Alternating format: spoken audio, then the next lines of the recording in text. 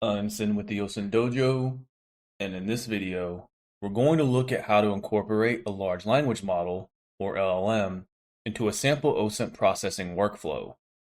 The purpose of this video is to give a simplistic example of how an analyst can incorporate calls to an LLM to assist with an automated task, as well as how to improve and validate that output. We're going to start off with a simple Python script that queries two RSS feeds, extracts the URL for each article within those feeds, and then parses those articles to extract the text, which we then save to a file. To keep this simple for those that are learning, I've made this script very bare bones. There's no error handling, no input validation to prevent things like, say, prompt injection, no logging, anything like that. So, while it serves our purpose for this demo, it is by no means a production-ready automation. Breaking down our initial script, we have our required imports that will allow us to make requests to URLs and then parse the specific information that we're looking for. We also have a list of the feeds that we want to query, as well as a string that's going to hold our output, which we'll be using to save to a file at the end. We then have a function here that takes our list of feeds as an input, and will then go through each of those feeds in that list and look for those links. Looking at this sequentially, we start at the root level, then we move down to the channel section, then into the item section, before finally extracting the link for our article. If you take a look at this feed here in the browser, you can see the same hierarchy. We're going to be doing this to extract each link from this feed, as there are going to be multiples, before we pass that full list of links back into our program. Our next function takes a URL as input, and then uses Beautiful Soup to parse it, looking only for the main body text that we're interested in. So we're going to remove things like the navigation, headers, footers, so that we're only keeping the information that is important to us. Passing unnecessary information may confuse the LLM once we start looping it in. Further down in our script is where we actually run these functions. First, to get all the article links from our RSS feeds, and then to pass those links to our second function and extract the page source. We will then write the results to our file here at the end. I'll run this and then check the output.txt file, which shows the text we extracted from all these articles.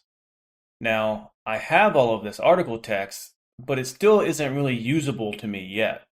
I want to drill down further into specific indicators, things like IP addresses, domains, and CVEs. I could use regex for this, but what if these articles use some sort of, say, non-standard defanging? Let's incorporate the LLM here to extract these indicators and see how it does. We'll need to make a few modifications to our script. First, we need to import chat OpenAI, as I'm going to be using my OpenAI API key. You may need to modify this if you're going to be using another service. I'm also storing my API key as an environment variable for this demo, so I'll need to import OS to extract that later.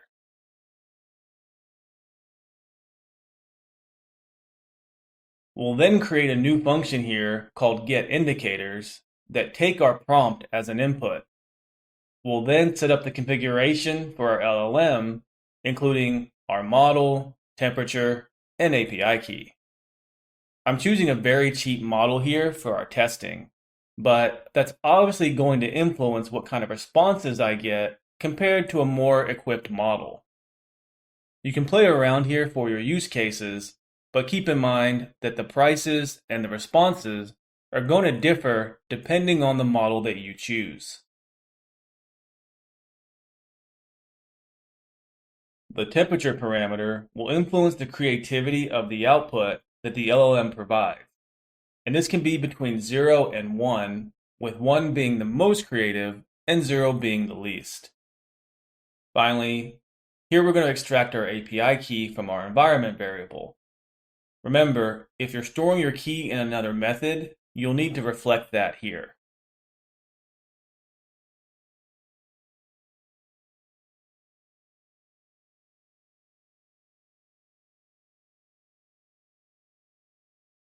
At the end of this function, we're passing back the response we received from our configured LLM and our prompt.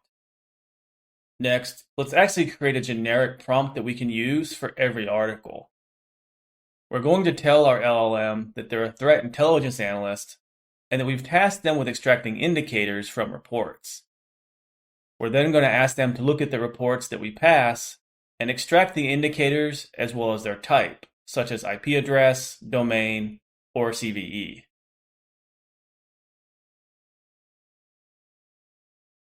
We'll jump to the bottom of our script, and then in our loop here, we want to incorporate our LLM.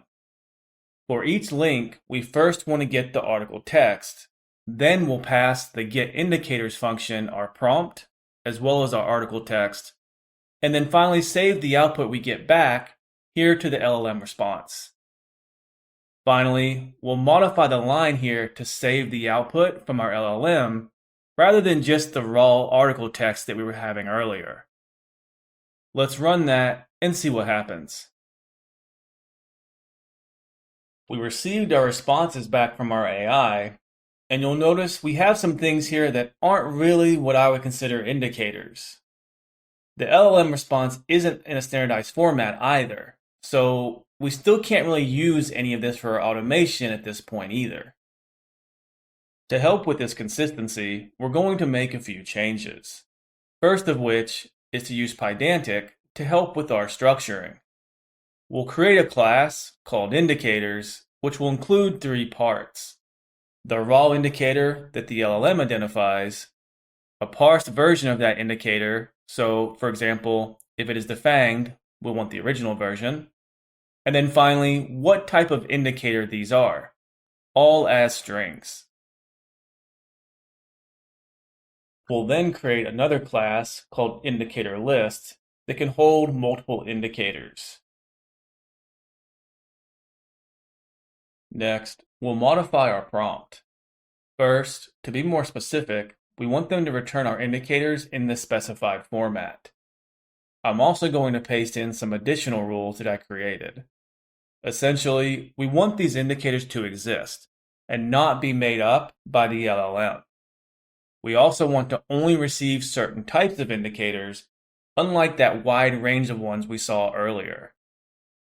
Finally, I have a few examples here on what type of data we want for both the raw and parsed indicators.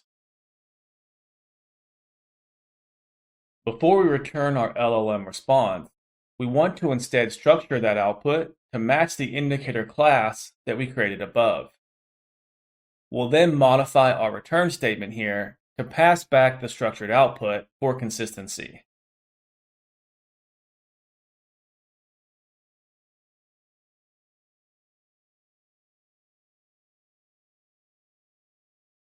Last, we want to modify what we add to our output to include the article URL where the indicator was found, the raw indicator, the parsed indicator, and then finally the indicator type.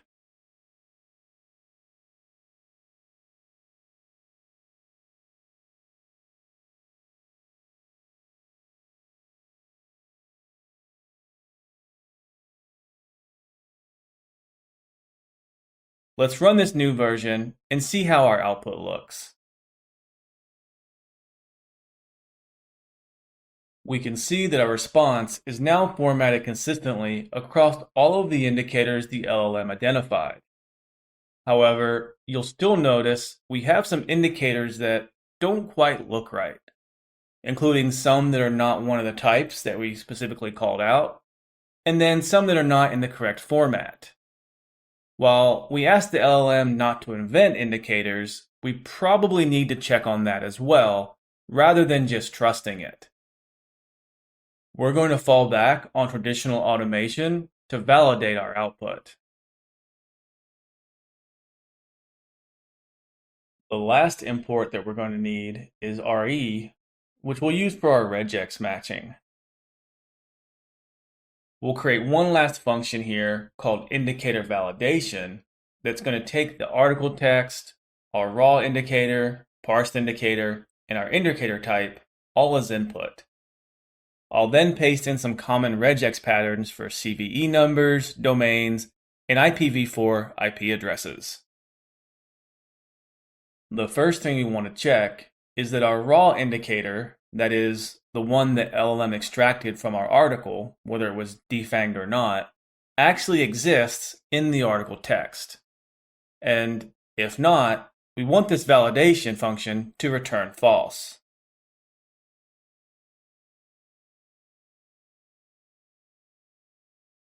Next, we want to build some if statements to see if our parsed indicator matches the format that's expected for their indicator type.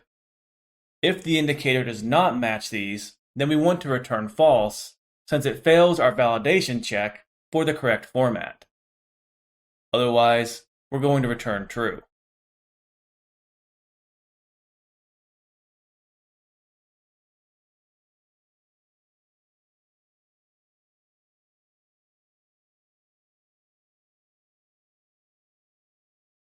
This return false at the end here will capture any indicators that are not one of the three types that we're looking for. In our loop here at the bottom, we're going to add in our validation check, making sure we pass the variables here in the same order that we included them when we started our function. Now, if this returns true, meaning that the indicator was validated as existing in the article text, as well as matching the correct format, only then do we want to add it to our output. After running this and checking our new output, we can see there are now only results for the three indicator types that we added the validation for. And because we included a check to make sure that the raw indicator is indeed in the article text, we also know that these are not hallucinated by the LLM. Now, this doesn't mean there won't still be edge cases.